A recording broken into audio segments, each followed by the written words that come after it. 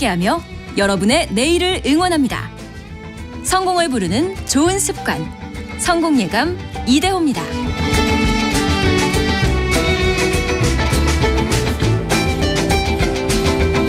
자, 성공예감 2부 출발합니다. 오늘 증시 상황은 괜찮습니다. 코스피, 코스닥 다 오르고 있고요. 특히 코스닥이 0.8% 올라서 850포인트 올랐습니다. 밤사이에 인텔이나 마이크론 같은 반도체 관련 기업들 주가가 한 7% 이상 급등했거든요. 그래서 삼성전자, 하이닉스 같은 이제 반도체 관련주 주가가 좋을 것 같긴 했습니다만 상승폭은 좀 반대로 제한되는 반면에 계속 불타오르고 있는 코스닥에서의 2차 전지 관련주들이 오늘도 쉬지 않고 전기차처럼 내달리고 있습니다. 경제 퀴즈 정답 지금 알려드릴게요. 오늘 퀴즈 정답은 중국이었습니다. 중국.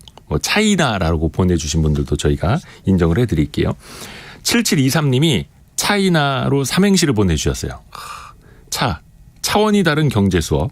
이런 수업은 어디서도 들을 수 없습니다. 나라 안팎의 모든 경제 소식을 전해주는 성공예감 이대호입니다. 화이팅. 와, 센스. 고맙습니다. 고맙습니다. 그리고 강동성님이 정답 맞춰주셨고요. 어저께 숨은 계좌 찾기에서 100만 원 찾았습니다. 항상 좋은 정보 감사드립니다라고. 저희가 어저께 제가 오프닝 때 그거 알려드렸었죠. 내 계좌 한눈에. 내 계좌 한눈에 어카운트 인포 이렇게 검색해서 들어가시면 되는데 그러면 본인이 잊고 지냈던 보험, 카드, 증권사 계좌, 휴면 계좌까지 다 나온다고 말씀드렸는데 거기서 100만 원을 찾으셨다니 축하드립니다. 이렇게 해서 계속해서 여러분이 저희한테 들으시는 걸 써먹으셔야 됩니다. 내 걸로 만들어야 됩니다. 축하드립니다. 여러분의 실시간 의견 짧은 문자 50원, 긴 문자 100원 되는 샵 9730 열려있고요. KBS 콩도 아주 좋습니다. 추첨을 통해서 한 달에 한 분께는 180만 원 상당의 매트리스를 보내드리고 있습니다. 자, 2부에는 말씀드린 것처럼 이제 부동산 관련 이야기를 나눠볼 텐데 시장 지표들이 좀 달리 움직이는 것들이 있습니다. 규제 완화 이후에 특정 지역에서 거래량이 살아나는 경우도 있고 근데 또 반면에 미분양 주택은 계속해서 증가를 하고 있고 반등이냐 아니면 착시 효과냐 헷갈리는 지점이죠.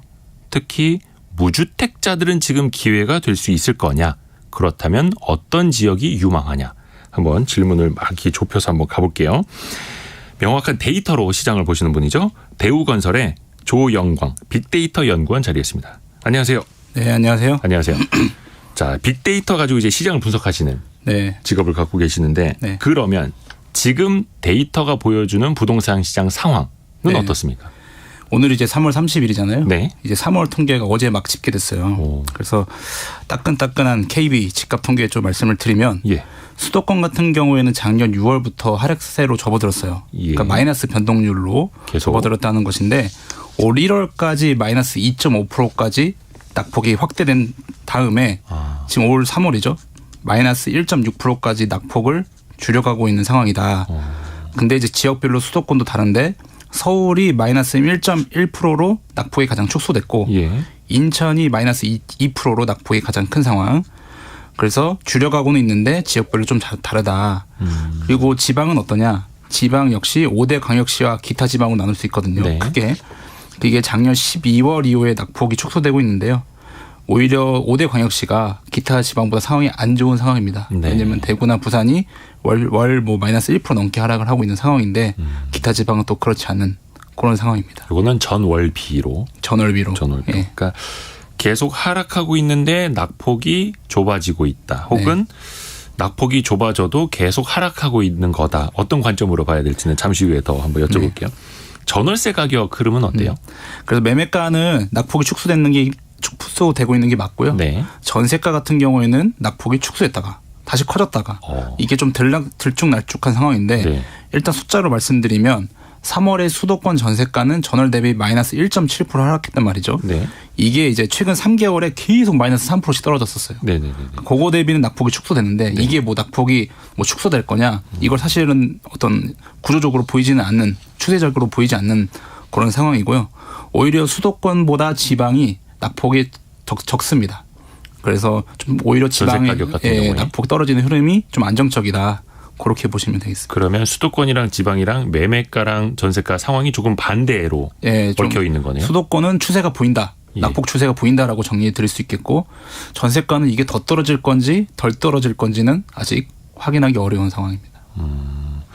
하나씩 따져볼게요. 일단은 최근에 이제 국토부 자료 보니까 올해 1분기 수도권 아파트 거래량이 2만 5천여 건. 이게 작년 4분기보다 2배 가까이 늘어난 거라고 합니다. 물론 기저효과도 좀 있겠죠. 요거 보면은 뭐지? 이제 매수 심리가 살아나나? 바텀 피싱이라고 하는 이제 저가 매수 심리가 좀 들어오는 건가? 그렇게 생각하실 수 있거든요. 이거 네네. 어떻게 해석해야 되나요? 네, 그렇게 생각하시는 게 맞고요. 아직 이제 거래량 통계는 이제 3월 30일이기 때문에 아직 1월 통계가 최신입니다. 그래서 이제 월별로 따져 보면은 정확하게 좀 하나하나 짚어보겠습니다. 월별 통계 추이를 말씀을 드릴게요. 네. 서울 같은 경우는요. 작년 11월에 한 달간 서울의 아파트가 761건 거래했는데 이게 역사적으로 가장 적은 숫자입니다. 거의 거래가 안 됐다고 보시면 되는데 그렇죠. 최근 통계가 이제 올 1월에 1161건인데 이것도 장기 평균보다는 낮은 수준이나 761건 대비 1161건이라 하면 53% 정도가 증가한 건데요. 네. 여기서 이제 저점이라고 좀 말씀드릴 수 있는 것은 서울뿐만 아니라 경기도, 인천, 또 울산을 제외한 5대 광역시 그리고 맨날 떨어진다고 하는 세종시까지 전월 11월 대비 모두 거래량이 9% 정도 평균적으로 증가했다. 그러니까 단지 한 지역만 증가한 것이 아니라 대한민국 부동산을 이끌고 있는 수도권과 네. 5대 광역시 지역들이 동반 거래량이 유례 없이 증가했다라고 볼 수 있는 상황입니다. 근데 왜 그런 말 있지 않습니까? 거래량은 가격에 선행한다. 네네. 그래서 거래량 지표를 잘 봐야 된다라는 이야기가 있는데 네. 근데 아직은 뭔가 가격을 좀 반전시키에는 거래량 자체가 아직은 좀 적다. 이렇게 네네. 봐야 되는 건가요? 반전하기는 어려워요. 그러니까 올해 2023년 시장은 어떻게 될 거냐면은 네. 바닥은 확인됐으나 이 바닥을 기어가는 그런 시작입니다. 왜냐면은 이 아까 말씀드렸다시피 낙폭이 축소되고 있고 가격 같은 경우에는 매매가 같은 경우는 그렇고 거래량이 제가 말씀드렸다시피 서울뿐만 아니라 인천, 경기 4대 광역시와 세종까지 지금 거래량이 증가했다고 말씀을 드렸고요. 네. 제가 여러분들이 가장 제가 뭐 여기 한 3번째인데 네. 계속 드리면서 중요하게 봐야 되는 지표가 있어요. 한국은행에서 발표하는 주택 가격 전망 CSI. 네. 이게 주택 심리에 가장 정확합니다. 요게 작년 11월에 역대 최저 수준 61포인트예요. 이게 기준이 100포인트거든요. 네. 그러니까 61포인트는 아예 그냥 거의 뭐 부동산 패닉 수준인 거예요. 산다 이거죠. 그래서 저는 이제 생각을 하기로는 이게 뭐 올 상반기에는 61포인트까지 떨어졌으니 한 70포인트까지는 뭐 이 정도 되겠다 했는데 네. 어제 발표된 수치에 따르면 80포인트까지 상당히 유의미하게 증가했다라고 있어요. 그래서 가격, 거래, 심리 모두 이게 더 떨어진다라고 보기 어려운 상황인데 이게 이제 선도 투자자들 같은 분들은 지금은 거래가 많이 되고 있어요. 이제 개별 단지 같은 경우에는 이틀에 한 번씩 거래가 되는 단지들이 전국의 지역별로 있는데 일반인들 눈에서는 그런 거예요. 미분양이 너무 많이 증가하고 그렇죠. 앞으로 더 증가할 겁니다. 그리고 금리도 높은데 어떻게 집을 사? 이런 심리가 계속 2023년에도 이어져요. 그래서 바닥은 확인됐으나 이게 대중들이 참여를 해야 집값이 2019, 20, 21년 막 올라가는 거거든요. 네. 근데 그렇진 않을 거예요. 그래서 올해는 저점 매수, 그러니까 선도 투자자들의 저점 매수만 조용히 발생하고 대중들은 어떤 그냥 가만히 있는 관망세가 짙어지는 한 해. 다만 바닥은 여기다라는 것들을 오늘 라디오를 듣는 분들은 제가 이제 지표를 말씀드렸다시피 알고 계시면 될 것 같습니다.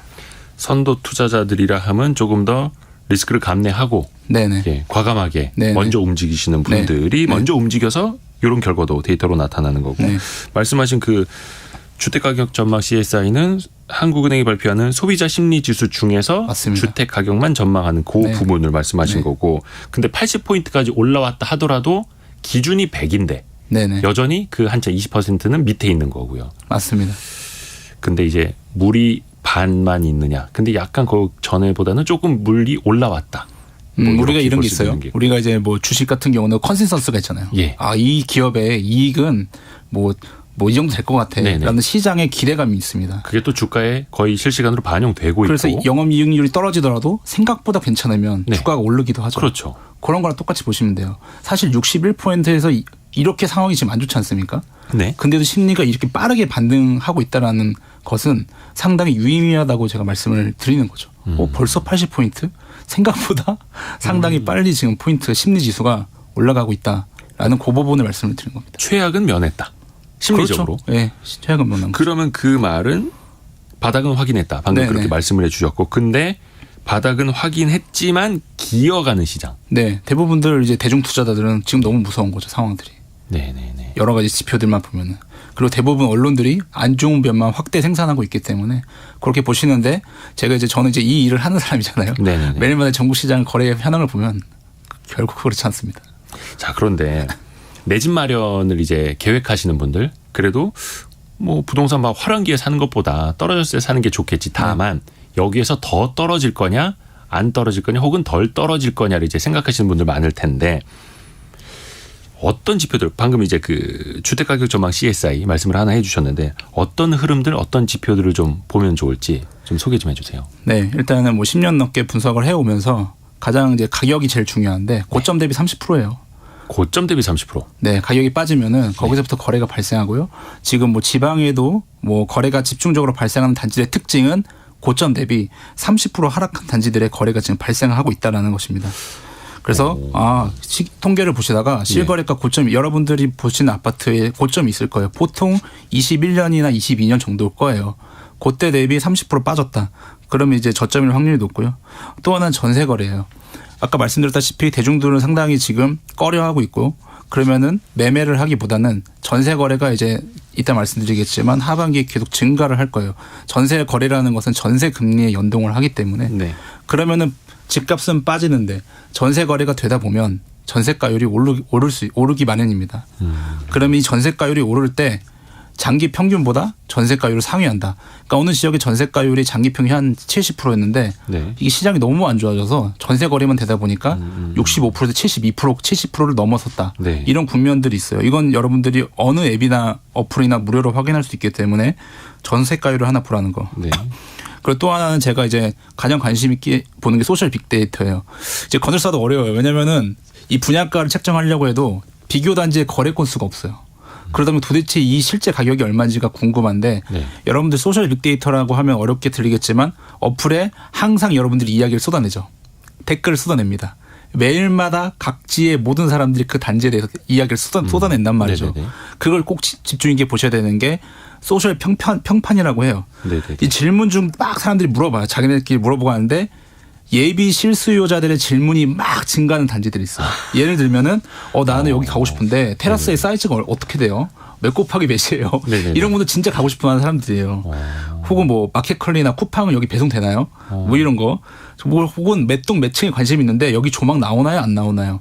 이거는 정말로 예비 실수요자들의 질문이라는 거예요. 근데 그걸 상관없이 여기 저겁니다. 뭐 여기는 뭐 철도 개통돼서 짱이 이런 거는 이제 사실은 큰 의미가 없고요. 정말로 관심 있어 하는 사람들의 질문들이 다 매겨져 있거든요. 그걸로 점수를 매기시면 됩니다. 그게 사람들의 관심도가 실제, 투자 심리일 수 있고. 근데 그 앞에서 말씀해 주신 게 고점 대비 30%다. 고점 대비 30% 떨어지면은 거래량이 그때부터 늘어난다. 이게 주식시장에서도 많이 통용되는 표현이거든요. 맞아요. 그거 신기해요. 고점 대비 30%에 누가 뭐 꿀 발라놓은 것도 아닐 텐데 그 뭐가 있나요? 저는 이제 거기에 대해서 상당히 또 저도 뭐 여러 주식 투자를 보면서 마이너스 30%가 저점이었는데요. 행동 경제학에서 좀 답을 찾고 싶어요. 정확한 답은 모르겠지만 사람들의 심리가 어쨌거나 한 50%까지는 아니더라도 반토막은 아니더라도 30% 정도면은 선도 투자자들 아까 말씀드렸다시피 일반인들은 무서워요. 이런 폭락장에서 가기 어렵거든요. 근데 주식시장에서도 뭐 유명한 사람들이나 뭐 가치 투자자들은 이 정도에서 먼저 접근을 하는 경향이 있죠. 마이너스 50% 되기 전에. 그래서 마이너스 30%라는 것이죠. 신기합니다. 그러니까 왜 옷 가격도 처음에 내놓고 30% 할인부터 시작하지 않습니까? 그때 매장에서 판매량이 또 늘어나기 시작을 하고 이 숫자에 뭔가 마법이 있는지는 한번 우리가 좀 나중에라도 풀어봤으면 좋겠어요. 자, 그러면 고점 대비 한 30% 하락을 해서 거래량이 조금 살아나거나 사람들의 관심도가 높아지는 그 지역을 좀 여쭤봐도 되겠습니까? 일단은 여러분 이제 거래량이 아까 제가 증가했다고 드렸는데요. 여전히 장기 평균이 30%예요. 그러니까 작년에는 얼마나 거래가 안 됐다는 소리입니까? 그러면 거래량이 증가는 했지만 이 정도 수준에서 바닥을 기어갈 건데 이제 여기서부터는 거래량의 총량의 1위1비할 필요 없어요. 그러니까 1,100건에서 1,200건이다. 뭐 혹은 900건을 떨어졌다. 큰 의미가 없고 거래 총량보다 이제는 질적인 트렌드예요. 예를 들면 똑같은 거래량이라 하더라도요. 고점 대비 상승한 거래량의 비중이 있을 거예요. 네. 그리고 계속 하락하는 거래의 비중이 있을 거예요. 네. 거래 총량만 보지 마시고 어떤 이 거래 1000건이 있다 그러면 상승 거래가 600건인지 네네. 하락 거래가 400건일 수도 있죠. 이게 이제 기울기가 바뀌는 데를 봐야 되는데 여기 말씀드리고 싶은 거는 이제 실거래가 기준으로 최근 3월까지 집계를 해봤는데요. 네. 서울에서 가장 많이 상승 거래가 증가한 곳이 바로 이제 강동구하고 양천구예요. 여기가 상승 거래 비중이 3월에 57%예요. 그러니까 100건 중에 원래 대부분의 서울의 집값이 30%밖에 안 됐어요. 상승 거래 비중이. 이게 직전 거래 대비예요? 똑같은 아파트의 직전 거래겠죠. 직전 거래보다 네. 가격이 오르면서 네. 체결이 된 비중. 네네네. 실거래 기준으로. 네. 그래서 이제 이런 데이터는 뭐 보기 힘드신데 제가 오늘 이제 말씀을 드리는 거고 네네. 강동구와 양천구인데 57%예요. 강동구 같은 경우에는 뭐 아시잖아요. 일산 대책 이후에 둔촌 주공이 어떻게 됐습니까? 아 완판됐죠. 네, 5천 세대가 아주 빨리 완판이 됐죠. 네네네. 그게 미분양 리스크가 해소됐어요. 예. 고덕그라시움 오늘도 제가 보고 왔는데 14억에서 꼭 거래가 되고 있고 또 하나 그냥 그런 부분들이 이제 강동구를 밀고 있고 양천구는 안전진단 해제인데 뭐 사실은 재밌는 거 하나 통계를 말씀드리면 요즘 여러분들이 핸드폰 쓰실 때 위치 추적이 다 됩니다. 통신 데이터를 보면은. 네. 그러면은 그 모바일 빅데이터를 분석을 해보면요. 10대하고 네. 40대의 이동이 가장 집중되는 곳이 어디냐면은 바로 이제 강동구 명일동이랑 양천구 목동이에요. 뭐 교육 수요 같은 거예요? 그렇죠. 느낌 좀 딱 오시죠. 양천구 목동 이해 가시죠? 예. 10대하고 40대 라이드 하고 10대 40대 좋은 학원 찾아가야 되고. 예. 근데 강동구 명일동은 또 최근에 급증한 곳 중에 하나예요. 명일동의 학군도 아주 크진 않지만 사람들이 오히려 중계동이 40대의 움직임이 별로 없어요. 그러니까 중계동보다 오히려 명일동 쪽으로 사람들이 학부모가 같이 이렇게 라이드 해주면서 좀 더 적극적인 학군의 움직임이 나타나고 있다고 보시면 됩니다. 그래서 그렇게 보시면 되고 그런 부분들이 이제 반전을 예고하고 있고 경기도는 이제 용인, 화성, 수원이에요. 그러니까 용화수라고 보시면 되는데 용인, 화성, 수원. 네, 이게 상승 거래 비중이 경기도 서울의 50%까지는 아니더라도 45%까지 육박을 했어요. 네. 여기의 특징은 뭐냐면 GTX를 안 타도 되는 괜찮은 직장들이 많은 곳이에요. 삼성을 인근에 GTX 안 타도 되는데. 뭐 반도체 관련 사업장도 네. 그렇고. 이런 부분이 있고 인천 연수구가 드디어 치고 올라가고 있습니다. 그래서 상승 거래 비중이 여기도 52%까지 증가하고 있다. 왜 연수가 증가했냐? A급지가 마이너스 30% 하락했다. 아까 말씀드렸죠. 그런 부분들이 지금 반영이 되고 있는 상황입니다. 여기도 마찬가지로 근데 한 고점 대비 30%가 떨어지고 네. 나서 반등하고 있는 지역이라고 네네. 이해를 하면 될까요? 네, 연수구야 뭐 인천에서 송도신도시가 있는 곳이니까요. 혹시 지방 중에서는 없습니까? 그래도 좀 거래량도 살아나고 좀 의미가 있는 아까 그 말씀해 주셨던 네. 질적인 트렌드가 좀 좋아지는 지역? 제가 세 가지를 지방은 세 가지를 봐야 돼요. 네. 일단 미분양이 감소해야 돼요. 미분양. 그렇죠? 그리고 아까 CSI 지수가 지역별로 나오거든요. 네. 그런 심리 지수가 상승해야 되고 예. 마지막으로 지방 일자리가 더 없기 때문에 오히려 일자리 전망이 밝은 곳. 아하. 그러면 미분양 감소하고 심리 지수 좋고 일자리 전망 밝은 곳이 딱 두 군데 있는데 네. 경남 창원이랑 광주 광산구예요. 광주광역시의 광산구. 예. 창원의 미분양은 700개예요. 그래서 안정적이고요. 경남의 2월 CSI는 78포인트예요. 아까 80 수도권이 넘었지만 네. 78포인트는 저점 대비 14포인트 상승해서 가장 많이 제주도 다음으로 지방에서는 경남이 심리가 좋다. 이게 그 주택전망 CSI가 지역별 뭐 도 단위, 네. 광역시 단위까지 나오는 거예요? 이게 한국은행에서 조사한다고 말씀드렸죠. 네네네. 한국은행의 지사가 있는 곳에서 지역본부 네. 있는 데들? 네. 거기서 지사를 합니다. 그래서 그렇게 보시면 되고요. 그리고 뭐 3월에 큰 이슈가 있었죠. 국가산단. 네. 창원에 방위 원자력 산단이 103만 평. 100만 평 넘는 규모가 별로 없었어요. 예. 근데 상당히 창원에 큰 규모가 방위 원자력 산단이 발표가 되었다. 네. 여기에 이제 창원이 3개가 충족되는 거고 광주 광산구는요. 광주 자체 미분양이 300개예요. 전체 다 합쳐서. 거의 없네요. 네. 그렇죠. 이제 네. 심리지수도 이제 75포인트로 상위권이고요. 광주 광산구에 또 뭐가 발표됐습니까? 미래 자동차 산단.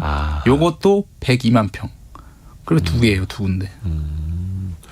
그러니까 3가지. 미분양이 감소하거나 그러니까 미분양 감소하고 동시에 충족해야 되는 거죠. 네, 교집합이. CSI 그 지역별로 심리지수가 좀 개선이 돼야 하고 일자리 전망도 좋아야 하고 네. 그게 지역에서는 충족되고 있는 게 경남 창원시 그리고 광주시의 광산구라는 네. 곳. 이거 뭐 저희가 찍어드리는 거는 아니고요. 그냥 데이터 흐름을 네. 읽어보는 겁니다. 네. 근데 약간 미분양 주택이 지금 뭐 7만 5천 가구 넘었다고 하죠. 네. 얼마 전에 원희룡 장관도 10만 가구까지는 네. 우리가 각오하고 간다 이렇게 네. 발표를 했어요. 맞습니다. 이게 전반적인 시장에는 그럼 어떤 신호로 읽을 수 있는 거예요? 이거는? 시장에 안 좋은 시도죠. 당연히. 네네네. 아까 말씀드렸다시피 한 2년 전까지보다 2만 원, 1만 원이었거든요. 네. 미분양이. 네. 지금 몇 배입니까? 지금 3배인데 세 배? 이제 예. 좀 있으면 발표하면 8만 원까지 갈 거예요. 네. 그리고 원희룡 장관이 얘기했듯이 그 수준까지 갈 수 있습니다. 근데 그런 거 생각을 해보실 필요 있지 않을까요? 미분양이라는 것은 가격이 정해져 있어요. 분양가라는 게 정해져 있잖아요. 네. 근데 재고주택은 아까 제가 말씀드린 30% 떨어진 데서 거래가 되고 있어요. 네. 가격에 대해서 유동적인 게 재고주택이 훨씬 더 가격이 시중의 매물이니까 기존 주택이 더 싼데. 여기까지만 얘기하겠습니다. 제가. 그렇죠. 그래서 네, 지금 그건 알아서 분양 시장이 계속 어려울 수밖에 없는 네, 건데. 그건 여기까지 이제 들으실 분들은 이게 무슨 말인지 하는지 아실 거예요. 질문에 답이 있는데 예. 사람 몰리는 곳. 예. 이거 사람 몰리는 곳이 답이 있는데 보세요. 뭐 시장은 A, B, C, D 사람이 막 다 말을 달리해요. 오늘은 어쩌니, 내일은 올랐니, 뭐 글로벌 경기는 뭐 주가가 오랬니 막 바뀌지만 상수라는 게 있어요. 수요의 집중에 대한 상수. 변수가 아니라 상수. 안 바뀌는 거. 예. 이게 바로 인구 밀도예요. 제가 계속 여기 와서 말씀드리는데 네. 인구 밀도는 아시겠지만 면적 대비 인구수인데 서울의 인구 밀도가 제곱킬로미터당 15,000명이에요. 네. 근데 전국은 500명이에요. 평균이. 예. 30배죠. 예. 그러니까 이게 무슨 말이냐면 서울은 집 지을 땅은 없는데 사람이 계속 몰려들고 있어요. 그렇죠. 태어나지 않을 뿐이죠. 그러니까 아이를 낳지 않을 뿐이지 인구는 계속 몰려들고 있다라는 그런 것입니다. 네. 그리고 광명도 1.3대책 이후에 시장이 반전됐죠. 네. 1순위 청약률이 미달이 됐는데 네. 판매가 다 완판되는 철산동에 이 둘 지역의 특징은 뭐냐면 일단 고밀 지역이에요. 시장의 흐름은 있어요. 근데 어떤 정부에서 당근책을 놨을 때 움직이려면 어떻게 돼요? 같은 면적 안에 많은 사람들이 살고 있어요. 수요 압력이 커야 된단 말이에요. 네. 수요 압력이 큰 지역일수록 또 고령화가 심해요. 주택 고령화가. 그렇기 때문에 이 둔촌주공이 사실 적은 세대수가 아니거든요. 네네. 4천 세대수가. 네. 그래서 이런 부분들이 민감하게 반응한 게 고밀 지역들은 민감하게 반응할 겁니다. 네. 그래서 지방 같은 데 저밀 지역이겠죠. 밀도가 작겠죠. 네. 그런 지역들은 뭐지? 이렇게 해서 실수요가 부족하기 때문에 정부가 뭐 청약을 풀어줘도 대출을 풀어줘도 사실 움직이지 않는 양극화가 이제 계속적으로 진행될 겁니다. 꼭 말씀드리자면 수도권의 인구 밀도는요. 2,100명이고요. 네. 지방의 인구 밀도는 300명이에요. 네. 7배고 그리고 미분양 증가하고 있지만 미분양 점유율을 꼭 보셔야 되는 게 수도권에 얼마가 몰려 있을까요? 지금 미분양에? 대부분이 지방. 16%에 수도권에 16% 몰려 있어요. 수도권은 16%. 예. 나머지가 지방. 84%예요. 아하. 그러니까 예전과 다른 게 뭐 2008년에는요 다 있었어요 미분양이. 네. 서울도 미분양이 있었고 뭐 그랬는데 지금은 많이 기울어진 거예요. 여러분 그거 왜 기울었을까요? 인구가 어떻게 됐어요? 2009년 8년에 비해서 완전히 수도권으로 몰리는 게 지난 10년 동안 가속화됐다는 거. 수요의 기저가 과거와 좀 달라졌다라는 점이라는 것이죠. 그러니까 인구 밀도도 봐야 되겠고 어찌됐든 간에 미분양 상황도 지방에 좀 많이 있어서 지방이 네. 걱정되는 상황인데 네. 또 앞에서 말씀해 주신 것처럼 미분양이 감소하거나 어떤 그런 지역도 주택 관련 있는 거죠. 심리가 개선이 되거나 일자리가 좋아지는 지역들은 또 그 중에서도 괜찮아 보이기도 하고. 뉴스에서는 그냥 퉁쳐서 예. 지방은 좀 엄청 많다. 네. 끝. 이거지 않습니까? 여러분들이 본 뉴스에서는 대부분 그렇죠. 네. 근데 이제 시군구로 쪼개보면 그런 보이는 지역들이 있다라는 그 것이죠. 중에서도 옥석 가리기를 하면은 옥이 있다. 근데 물론 이제 그 확률이 시장 안 좋을 때는 좀 떨어지는 거고, 그렇죠? 지금 매우 좋다고 봅니다. 어떤 게 좋아요? 그런 지역들이요. 오히려. 오히려 네. 안 항상 좋은 데가 그랬습니다. 더 많으니까 그 중에서 옥석 중에서 옥이 있으면 더 반짝반짝 빛나는, 더 눈에 띄는. 항상 그래왔습니다. 시장은 항상 그래왔다. 네. 지금 혹시나 그 우리 듣고 계시는 분들 중에 나 청약 통장이 있는데 네. 그래도 지금 시장이 안 좋을 때 오히려 경쟁률이 낮을 때 청약을 할까 말까 네. 생각하시는 분들 좀 있을 것 같거든요. 근데 이게 뭐 당연히 프리미엄이 돼야 네. 할 텐데 마이너스 프리미엄 되면 안 될 것 아닙니까? 이거를 어떤 기준으로 좀 나눠보면 좋을지 조언을 좀 해주세요. 그러니까 우리가 청약 시장을 보실 때 이걸 보시면 돼요. 여러분들이 알 수 있는 통계로는 1순위 청약 경쟁률이 있어요. 네. 보세요. 1순위 청약하려면요. 통장을 써야 돼요. 여러분 그렇죠. 통장 써야 되고요. 실거주 요건을 채워야 돼요. 네. 몇 년 동안 살아야 돼요. 또 하나는 가점제가 높으면 좋은데 가점제가 어때요? 무주택이 기간이 길수록 점수가 높고요. 그렇죠. 부양가족 수가 많을수록 점수가 높아요. 네. 다시 말해서 정말 내 집의 실수요에 대한 갈망이 큰 사람들이 1순위 자격이 있고 네. 이분들이 청약을 많이 한다는 단지는 정말 기다려왔던 수요가 많다라는 것인데요. 5대1 내가 청약했는데 5대1 넘었다. 네. 그러면 발 뻗고 주무셔도 돼요. 700세대 이상인 단지에 한해서요. 네. 너무 작은 단지는 아니고요. 한 700세대 규모 이상에 대해서 5대1 넘었다. 그럼 발 뻗고 주무셔도 된다. 라고 보시면 됩니다. 5대1. 네. 일종의 매직 넘버로 하는 거네요. 네. 근데 이것도 그러면 조금 뭐라 해야 되나? 눈치 작전이 좀 필요한 거죠. 눈치 작전. 뭐 필요하죠. 눈치 작전이 필요한데 예. 뭐 서울 같은 경우에는 이미 다 보여줬죠. 13 대책 전에 금리가 높았고요. 예. 집값이 막 떨어지고요. 예. 그 소위 폭락론 좋아하시는 분들은 이제 네. 뭐 둔촌 주고 이제 완전히 이제 해가지고 뭐 대한민국 멸망한다. 뭐 이런 얘기까지 나왔는데 지금 그걸 다 시장에서 정보가 예전처럼 막 폐쇄되어 있지 않습니다. 네. 여러분 다 들었잖아요. 다 보셨잖아요. 근데 결과는 또 다르게 나왔잖아요. 거기서 이제 힌트가 있는 것이죠. 그래서 서울에 관한 청약 같은 경우에는 네. 내가 자격이 되고 그리고 중도금 대출 여력이 있으면 당연히 청약을 하는 게 맞습니다. 네. 약간 우리 청취자분들하고 소통을 하는 차원에서 콩으로 김재영 님이 건설사분이 이렇게 나오시면 이해관계자 아니냐고. 네. 당연히 그렇게 생각할 수 있을 것 같아요. 당연히 그렇게 생각하시 맞죠. 건설사는 당연히 뭐 네. 많이 집 짓고 잘 네. 팔려야 돼서 네. 부동산 시장 막 좋아집니다. 네. 잘 팔릴 겁니다. 네. 미분야 해소될 겁니다. 라고 하면 이제 팔이 안으로 굽는 당연한 네. 걸 텐데 네. 답변 좀 부탁드립니다. 이렇게 생각을 하시면 돼요. 저는 이제 10년 동안 건설사에서 일해왔고 네. 자 보세요. 이제 건설사 같은 경우에는 집을 지어야 먹고 사는 거죠. 맞죠? 네네네. 팔려야 먹고 사는 거예요. 예, 그럼 그렇죠. 제가 중점을 두는 거는 네. 무조건 좋다. 여기 된다라고 회사에서 일을 했으면 네. 아마 이 자리에 없었을 거예요. 잘렸을 거예요. 아. 위기와 기회는 항상 공존합니다. 여기는 안 되고요. 여기는 됩니다. 이런 일을 해오고 있어요. 그래서 제가 이제 제 책을 이제 뭐 잠깐 말씀드리면 책 제목이 빅데이터로 예측하는 대한민국 부동산의 미래라는 아주 재미없는 책 제목이 있고요. 400페이지가 되는 아주 재미없는 예. 책이에요. 네.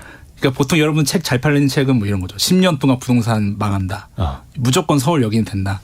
이런 거랑 완전 궤를 달리해야 합니다. 그렇기 때문에 저한테 들으실 때 당연히 어렵죠. 예. 근데 어려운 상황에서 저 사람이 어떤 기회를 이야기하고 있는가에 대해서 좀 들으시면 될 것 같아요. 그죠. 그런 부분들이 이제 뭐 폭락론자 뭐 이런 부분들은 그냥 집을 눈을 감으시면 됩니다. 다만 부동산에 관심이 있는 분들은 저 사람이 지금 그러면 지난 시간 동안 해왔던 것들 중에서 어떤 지표들로 어떤 기회 지역을 이야기하고 있는 건가. 그리고 제가 말씀드리는 것들은 블랙박스가 아니라 다 여러분들이 앱으로 확인할 수 있는 지역들이에요. 오픈되어 있는 데이터. 예. 그래서 한번 확인해 보세요. 정말. 그래서 확인해 보시고 그것이 또 공부가 된다고 저는 생각이 됩니다. 맞습니다. 그러니까 사실 이제 빅데이터 연구원이니까 데이터로 이제 말씀을 해주시는 거고 많은 분들이 이제 항상 뭐 증권방송도 그렇고 보실 때 그 사람의 논리를 보셔야 돼요. 논리를 보고 결국은 내가 판단해야지 그냥 중간 과정은 다 생략하고 결과만 들으시려고 하면은 항상 함정에 빠질 수가 있다는 것도 항상 저도 이제 당부 말씀으로 드리고 있습니다. 그 아까 청약 경쟁률 그 5대1이 매직 넘버라고 말씀을 해 주셨는데 그럼 반대로 5대1 밑으로 가면 여기는 그러면 청약 뭐 분양에 대한 기대를 아예 접어야 되는 겁니까? 여기 이제 애매한 존이 있어요. 청약률이 이제 3대1에서 5대1 사이면 약간 애매한 존이에요. 그러니까 예. 정당 계약에서 완판이 안 되더라도 예. 이게 선착순에서 다 팔 수 있을 것인가 안 팔 수 있을 것인가 애매한 존이 있어요. 예. 3대1에서 5대1 되면 약간 애매한데 네. 보세요. 둔촌 중공이랑 같이 분양 장위 뉴타운의 장위 자이 레디언트라고 있었어요. 네. 같이. 네. 얘네들의 1순위 청약률이 4대1이었어요. 제가 복귀시켜드리는 거예요. 여러분들. 네. 4대1 애매하죠. 네. 5대1 안 넘었잖아요. 근데 선착순에서 다 팔렸죠. 그러니까 이게 약간 애매한 수준인 거예요. 네. 그럼 여기를 어떻게 내가 청약을 했는데 3대1에서 5대1 사이 나왔어. 네. 그럼 어떻게 여기가 잘 될지 안 될지 힌트를 얻을 수 있는 방법은 이 견본주택 방문하시면 힌트가 있어요. 예를 들면 여러분이 청약한 단지에 갔는데 견본주택에 갔는데 애매한 청약률이 나왔어요. 네. 갔는데 막 명품이 고가 그죠? 뭐죠? 경품 같은 게 되게 상당히 세. 막 선물 많이 주고. 예. BMW야. 네. 그리고 막 평일에 주차장이 꽉 차. 이거 영업사원이 충원되고 있다는 소리예요. 잠시만요. 평일에 주차장이 꽉 차 있으면 이건 영업사원들이다. 영업사원이 꽉 찬다. 그러면 이제 약간 이제 판매처 중에서 열심히 팔아야 되는 상황인 거죠. 그리고 견보주택에 갔는데 현수막이 딱 너무 덕지덕지 붙어 있어. 현수막 보시면은 뭐 여기 자랑의 이 프리미엄에 대해서 입지의 장점에 대해서 막 써주는 게 있어요. 근데 너무 과하게 붙어 있는 견보주택이 있어요. 이런 데는 이제 판매가 좀 어려운 상황이다라고 보시면 되고. 역설적이네요. 네. 반대로 경품도 뭐 없어. 여기는 내가 갔는데 별 불친절해. 현수막도 뭐 꼭 필요한 중도금 대출 일정만 있어. 딱 장이랑 둔촌이 그랬어요. 깔끔하게 막 하지 않았어요. 단촐하게. 그래서 뭐 그런 부분들은 오히려 판매자가 자신 있다는 것이죠. 그래서 더 이상 판촉에 대해서 열을 올리지 않아도 여기는 판매가 되는 시장. 다시 말해서 프리미엄이 붙을 수 있는 시장이라는 것이죠. 약간 맛집 같은 느낌이네요. 네, 이런 것들을 여러분들 눈으로 볼 수 있는 것이죠. 근데 또 선착순이라는 건 이제 분양 당일 가서 어떻게 보면 이제 말 그대로 선착순 먼저 신청하는 사람이다 보니까 이거를 눈치 작전을 펼칠 때도 굉장히 빠르게 판단을 해야 되겠네요. 보실 때 연령대를 보시면 돼요. 연령대. 네. 이게 보셨는데 30대가 많다. 젊은 층이. 여긴 별로 큰 재미를 못 볼 수 있는 시장이에요. 그럼 어떤 연령대가 50대가 많아요. 50대요? 네. 기본적으로 아까 CSI 말씀드렸죠. 제가 심리지수. 가장 보수적으로 보는 집단이 50대예요. 왜냐하면 이분들은 경험이 대부분 있어요. 30대보다는 경험이 많아요. 그렇죠. 경험이 더 많죠. 그리고 쓰라린 경험도 더 많을 거예요. 그러니까 되게 보수적으로 보시고 이제 시장이 리스크적인 부분을 생각을 하실 수가 있는 거예요. 그래서 이런 부분들이 50대 분들이 좀 많다. 그럼 여기는 실제로 여기까지 온 거죠. 선착순까지. 그 귀찮은데 기다리고. 이런 연령대를 보시면 답을 찾을 수 있다라고 보시면 돼요. 줄 설 때도 전략이 필요합니다. 줄 잘 서야 된다고 하는 것처럼. 자, 근데 이제 완판 속도 이런 거 말고도 야 여기 분양 좀 잘 되겠다. 이런 거를 좀 확인할 수 있는 혹은 미리 좀 내다볼 수 있는 다른 요건들 조건들은 좀 어떤 게 있을까요? 이제 정당 계약이 끝나고 선착순까지 바로 하지 않습니다. 바로 선착순은 있죠. 2주, 3주 정도의 시간이 있어요. 그럼 그 사이에 뭐가 있어요, 여러분? 여러분들 분양 관심단지 주변에 아파트가 있을 거 아니에요. 걔네들의 실거래가가 추이가 있을 거 아닙니까? 요즘에는 호갱노노나 뭐 직방이라든지 앱들이 너무 많잖아요. 켜가지고 이 고덕거라시움도 둔촌주공 분양하기 전에 엄청 떨어졌다가 다시 이제 정당 계약 끝나고 일산대책 나온 이후에 14억에 회복이 됐단 말이에요. 그다음에 만판이 됐죠. 장이 자이 같은 경우도 장이 뉴타운 있죠. 거기에 가격이 떨어졌다가 분양가 수준으로 그 이상으로 국평이 이제 10억 정도가 거래되다 보니까 아니네 하고 한 번에 그냥 판매가 되는 그런 경우가 있는 것이죠. 눈치 작전이라고 하는데 뭐 눈치도 요즘에 너무 정보가 많이 나와 있기 때문에 관심 지역의 실거래가를 어플로 봐라. 봤는데 15,000타. 그러면 이제 아닌 것이고 봤는데 이거 상황이 다르네. 분명히 정당하게 미분양이라고 했는데 왜 거래가 되지? 이렇게 생각해 보실 필요 있는 거죠. 그리고 그 청약 관련 제도 좀 달라지는 게 있던데 규제 지역 다음 달부터는 가점제보다는 추첨제 비중이 더 많아집니까?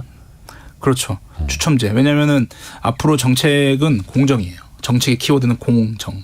공정하게 집을 없는 사람들한테 집을 줘야 된다. 추첨제를 하는 이유가 가점제는 아까 말했던 올해 무주택이어야 되고 아이도 많아야 돼요. 근데 신혼부부나 청년은 어떻게 그럴 수가 있어요. 그 차원에서. 이분들에게 기회를 많이 주자라는 차원에서 하는 거고 어떻게 보면 이제 여력이 있은 분들한테는 이제 기회죠. 근데 사실은 조금 정책의 어떤 안 좋은 점이라고 해야 되나? 오히려 아까 집이 필요하신 분들, 가점이 높으신 분들은 더 어려워지는 거예요. 왜냐하면 반대로 경쟁이 갑자기 그러니까 이게 치열해지는 거니까 이게 과연 맞는 것인가 저는 조금 싶어요. 워낙 집을 정말 필요한 사람들이 저는 뭐 신혼부부 당연히 필요하죠. 근데 정말 아직 서울의 무주택자가 50%예요. 그리고 아이 둘셋 있는 가장들이 있으실 텐데 좀 과연 맞나 싶긴 하네요. 그렇죠. 어차피 이게 분양하는 주택들은 한정되어 있는 재원인데 뭐 밑돌 빼서 윗돌 개어주는 약간 그런 느낌이기도 하고. 청년 맞습니다. 이게 필요하죠. 논란이 있을 수밖에 없고. 자, 근데 며칠 전에 나오긴 했는데 공동주택 공시 가격이 이게 1년 전보다 18.6% 거의 19% 가까이 뚝 떨어졌습니다. 역대 최대 하락폭이라고 하고 그렇게 되면서 공시지가 기준으로 사실상 12억 원까지는 종부세가 이제 비과세가 되게 되고 이걸 시가로 환산해 보면 대략 한 15억, 16억 정도 거래되는 집까지는 종부세를 내지 않는 거죠. 그러니까 최근에 기사를 보니까 강남의 어떤 아파트는 이제 매물을 걷어들인다는 거예요. 왜냐하면 종부세 부담이 줄어드니까 차라리 내가 그냥 뭐 증여하겠다 이런 식으로 이런 흐름들은 좀 어떻게 해석하고 계세요? 이제 정부에서 보통 정책이나 뭐 종부세, 취득세 이야기하면 거기에 대한 기사가 쏟아져요. 네. 근데요.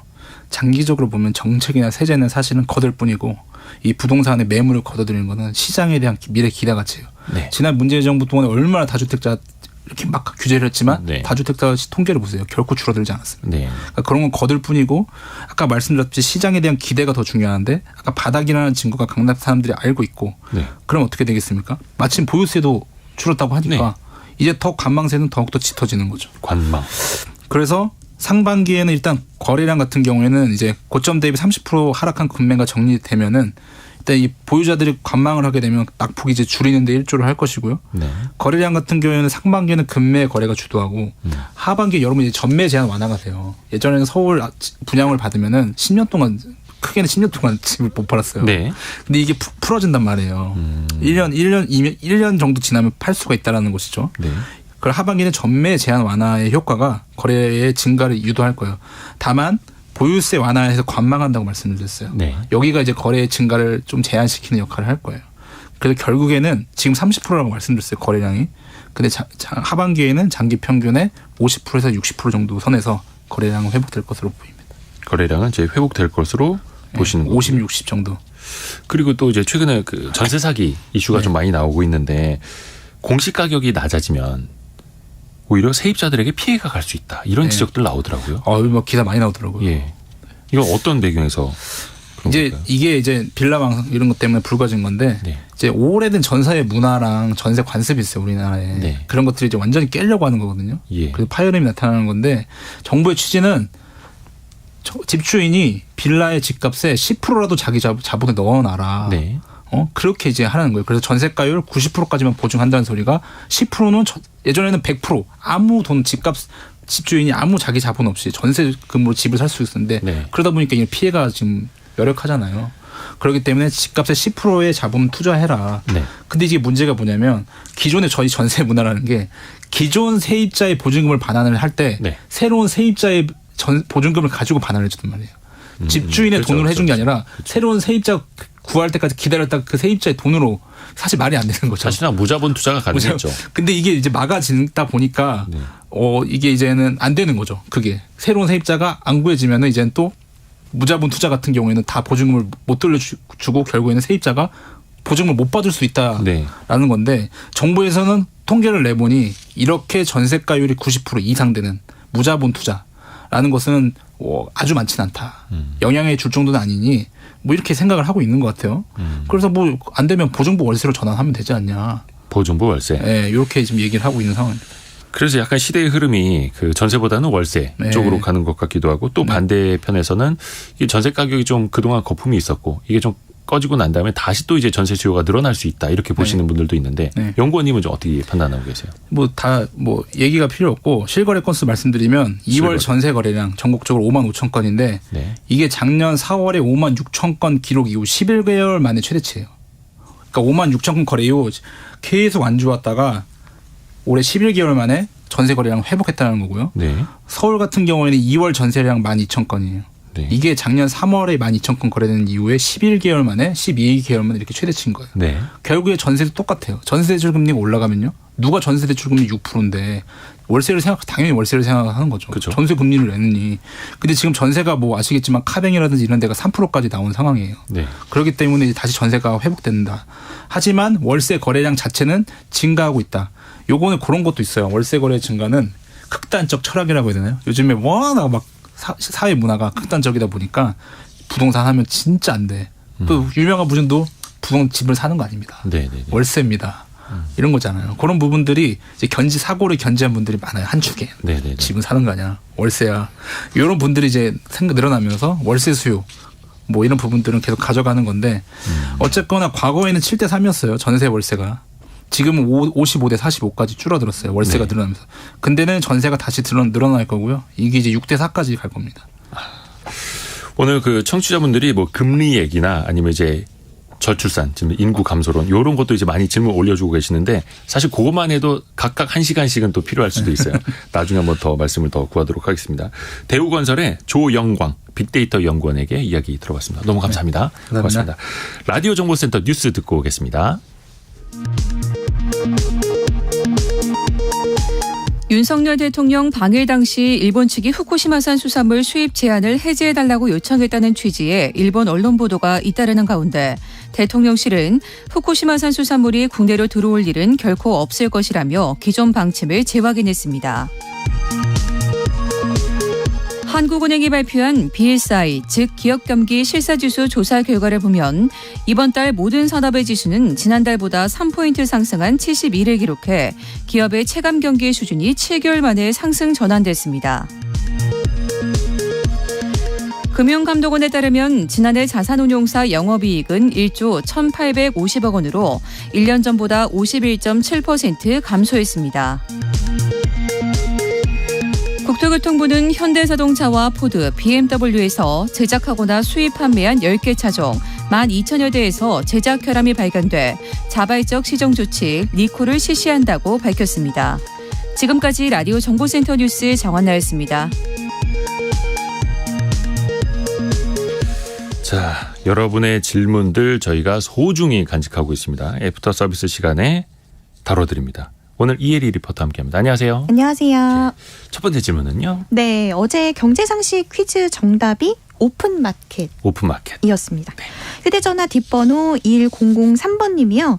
오픈마켓에서 구입한 물건에 하자가 있을 경우에 환불이 어려운 걸로 알고 있는데 환불 기준이 있나요? 라고 질문을 주셨습니다. 네. 그래서 이와 관련된 답변은 인하대학교 소비자학과 이은희 교수에게 들어봤습니다. 네. 온라인의 거래는 점점 증가하고 있는데 그에 따라 소비자 피해도 늘어나고 있고 그런데 소비자 피해는 해결이 잘 되지 않기 때문에 이제 법이 만들어졌어요. 그래서 그 법이 전자상거래 등에서의 소비자 보호에 관한 법률입니다. 그런데도 이제 이게 해결이 잘 안 되는 이유가 뭐냐. 일단 소비자는 온라인에서 물건을 샀을 때 그거를 환불을 요구하거나 교환을 얼마든지 요구할 수가 있습니다. 그래서 이제 구매한 날로부터 7일 이내에 단순 변심의 경우에도 청약 철회를 할 수가 있습니다. 물건을 반납한 날로부터 이제 3일 이내에 돈을 받게끔 돼 있어요. 그래서 환불 받을 수 있다. 이렇게 규정이 돼 있는 게 18조 2항입니다. 그리고 이제 또 하나 더 중요한 건 뭐냐면 판매자뿐만 아니라 오픈 마켓의 플랫폼 사업자 있죠. 플랫폼 사업자도 공동의 책임이 있습니다. 그렇기 때문에 이제 제가 생각하기에는 이게 이제 법 조항을 볼 때 이 시정 조치를 명하는 게 소비자 피해는 소액 다수 피해이기 때문에 그 건건마다 중앙부처가 개입하기가 어렵다. 소비자 피해에 대한 거는 확실하게 해결이 되도록 규제 조치가 마련돼 있어야 오히려 이 오픈마켓에 대한 신뢰도가 높아져가지고 소비자들이 더 마음 편하게 거래를 활발하게 한다. 이렇게 말씀드리겠습니다. 그렇죠. 법적으로도 그렇게 되어 있고 네. 바로 다음 질문도 이어지는 내용이에요. 네, 휴대전화 6795번님이 오픈마켓에서 물건을 판매하고 있는데 불공정한 부분도 있거든요. 대책은 없는지요? 라고 질문 주셨습니다. 이분은 판매자 입장에서. 네, 이은희 교수에게 계속해서 들어봤습니다. 오픈마켓에 이제 올라와서 그 사업을 하는 중소상인들의 이제 그 플랫폼 의존도가 더욱 높아지면서 이 불공정 거래 부작용도 덩달아 커졌습니다. 그래서 예를 들면 그 플랫폼에 이제 노출이 되는데 노출이 부당하게 차별을 받고 있다. 이런 것도 사업자들이 굉장히 속상해하는 것이에요. 근데 그것뿐만 아니라 또 부당하게 계약을 막 해지하는 경우도 있고요. 그다음에 그 판매자들의 그 로고라든가 그다음에 저작물이라든가 이런 거 권리 침해가 또 많이 이루어지고 있다고 그래요.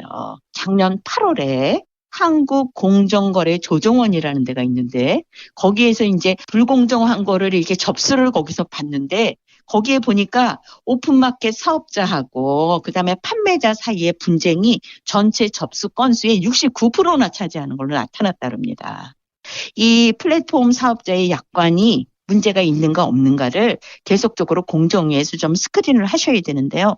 더 바람직하게는 표준 약관을 좀 마련을 하셔가지고 그거를 좀 도입을 해라 이렇게 요구를 하고 표준 약관하고 그다음에 이 각각 플랫폼 사업자의 약관하고 차이가 나면 그거에 대해서 이제 판매자들이 조금 문제 제기도 할 수 있게 그렇게 하시면 좋겠다 이런 생각이 듭니다.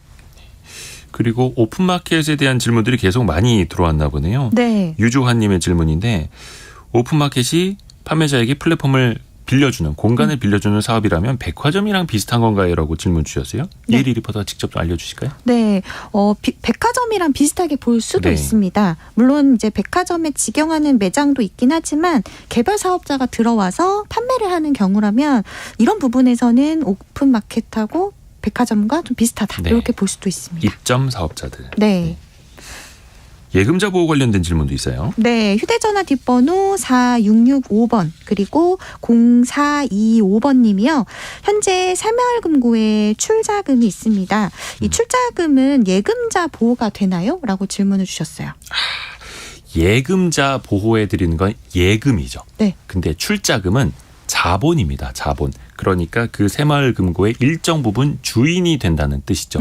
그러니까 예금을 맡겨서 보호해 드릴 대상은 고객이고 출자금을 갖고 있는 자본을 갖고 있는 사람은 주인입니다. 그러니까 고객을 보호하는 것과 주인을 보호하는 건 당연히 별개의 일이겠죠. 그래서 출자금을 납입한 그 조합원은 예금자 보호 대상이 되질 않습니다.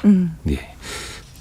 다음 질문 바로 갈까요? 네, 청취자 이미정 님이 초등학교 들어가면서 돈이 많이 들어가는데 유아기에만 지원 대책이 나오니까 이 저출생 대책에 효과가 있을까요? 라고 질문 주셨어요. 요즘에 그거를 그래서 이번에 유아기에서 뭐 초등학생 돌봄 교육 지원까지 좀 확대를 하자라는 게 지금 정부의 방침이더라고요. 네. 그리고 유아기 근로시간 단축 제도도 있는데 이 지원도 이제 확대를 검토하고 있다고 합니다. 그 대상을 초등학교 6학년 자녀를 둔 부모까지 네. 회사에서 근로시간을 단축할 수 있도록 이렇게 확장하는 방안 이야기되고 있고 단축 기간도 부모 1인당 최대 24개월에서 36개월까지 늘리고 급여를 책정하는 것도 내년부터 하루에 1시간에서 하루에 2시간까지 통상임금의 100%를 지원하는 방안 이렇게까지 이야기가 많이 나오고 있습니다. 네. 시간 관계상 여기까지만 들어야 될 것 같은데요. 예, 네. 이혜리 리포터와 함께했습니다. 고맙습니다. 고맙습니다. 감사합니다.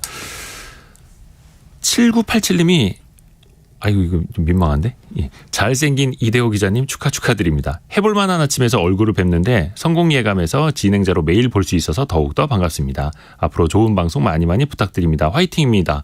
제가 감사드립니다. 매주 목요일은 제가 아침 한 7시 30분쯤에는 KBS ETV 7번에서 해볼만한 아침 TV로 나오고 그거 끝나고 바로 라디오 하러 옵니다. 이제 KBS에 머무는 시간이 더 많아졌습니다. 저희 회사보다 KBS에 머무는 시간이 더 많아졌습니다. 자, 성공예감 매일 오전 9시 5분부터 2시간 동안 여러분과 함께합니다. 여러분의 의견, 질문, 다양한 생각 많이 공유해 주세요. 그래야지 저희도 많이 준비하고 또 여러분께 더 조금이라도 도움이 될 수 있는 콘텐츠들을 만들 수 있습니다.